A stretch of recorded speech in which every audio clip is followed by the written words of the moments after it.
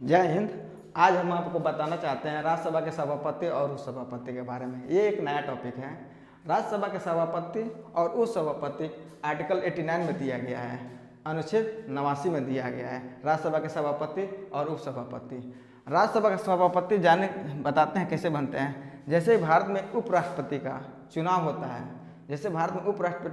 होता है, वो ऑटोमेटिक राज्यसभा के सभापति बन जाता है। इनका चुनाव इनडायरेक्ट होता है। चुनाव बाद में हम बताएंगे कैसे होता है। जैसे तब तक इतना ही मान लीजिए, जब तक जैसे उपराष्ट्रपति का चुनाव होता है वो ऑटोमेटिक राज्यसभा के सभापति बन जाता है। और राज्यसभा के सभापति सांसद का सदस्य नहीं होता है। कभी भी आपसे क्वेश्चन में पूछा भी जाएगा कि कौन ऐसा व्यक्ति है जो राज्यसभा के सदस्य नहीं होता है, वो होता है राज्यसभा के सभापति। राज्यसभा के सभापति सांसद का सदस्य। जैसे कि मान लेते हैं अगर एक स्कूल का मॉनिटर हो और एक स्कूल का टीचर हो, तो मॉनिटर को देखना कभी भी स्टूडेंट होते हैं थोड़ा कम रिस्पेक्ट देते हैं, उसका रिस्पेक्ट कम करते हैं, लेकिन टीचर का रिस्पेक्ट ज़्यादा देते हैं। इसलिए वैसे ही मान लीजिए, वैसे ही है राज्यसभा के सभापति सांसद का सदस्य नहीं माना जाता है, क्योंकि इनका रिस्पेक्ट बना रहे हैं।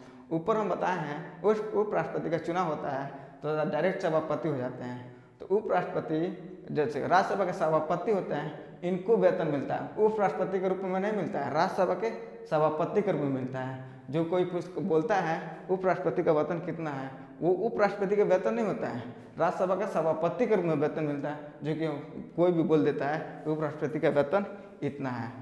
और राज्यसभा के सभापति राज्यसभा के पीठासीन होते हैं। प्रीसीडिंग इंग्लिश में कहते हैं इसको, पीठासीन होते हैं। मीन्स क्या होता है, राज्यसभा के सभापति के हाथ में इतनी पावर होती है कि वो चाहे किसी भी सदस्य, सांसद में राज्यसभा में कोई भी सदस्य हो, किसी को बीच में से उठा सकता है बोलने के लिए, किसी को बैठा सकता है, किसी को बाहर भेज सकता है। राज्यसभा के सभापति के रूप में इतना ताकत होता है। इसलिए राज्यसभा के सभापति को क्या कहते हैं, राज्यसभा का पीठासीन होते हैं। देखिए, और उसके बाद से हम आपको बताते हैं राज्यसभा के सभापति अगर अनुपस्थित रहते हैं तो क्या होता है, उनका कार्यभार कौन संभालता है। अगर राज्यसभा के सभापति किसी काम से अनुपस्थित रहें, किसी काम से विदेश में बाहर चले जाएं, तो क्या होता है, उनका कार्यभार संभालने वाले उपराष्ट्रपति उनका कार्यभार देखता है। जैसे कि हम मान लेते हैं एक स्कूल में प्रिंसिपल होता है, एक वाइस प्रिंसिपल होता है। जैसे कि प्रिंसिपल क्या होता है, अगर किसी कारणवश उसको कहीं जाना पड़ा, मीन्स अनुपस्थित हो जाता है, तो क्या करता है, उसके कार्यभार को कौन संभालता है, उसको वाइस प्रिंसिपल संभालता है। वाइस प्रिंसिपल के सारे कार्यभार को क्या करता है, संभालता है। वैसे ही राज्यसभा के सभापति अनुपस्थित होते हैं तो उनके कार्यभार टोटल कौन संभालता है, उप सभापति संभालता है। अगर कभी कभी अचानक ये हो जाता है कि दोनों अनुपस्थित होते हैं तो क्या होता है, मिस दोनों अनुपस्थित रहे तो क्या होता है, उनके कार्यभार कौन संभालता है। अगर दोनों अनुपस्थित रहते हैं तो राज्यसभा में टोटल मेंबर होता है 250।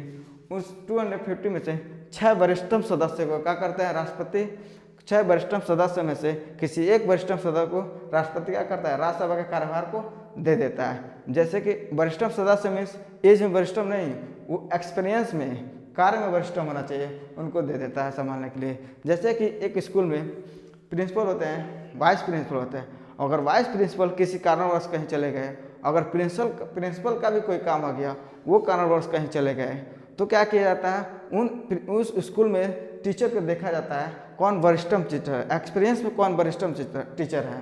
तो उन वरिष्ठतम टीचर में से किसी एक को पूरे स्कूल का कार्यभार संभालने के लिए दे दिया जाता है। वैसे ही जब राज्यसभा के सभापति उप सभापति दोनों अनुपस्थित रहते हैं तो राज्यसभा के 250 मेंबर में से 6 वरिष्ठतम सदस्यों को क्या किया जाता है, चुना जाता है। उन 6 वरिष्ठतम सदस्यों में से किसी एक को राष्ट्रपति राज्यसभा कार्यभार संभालने के लिए दे देता है।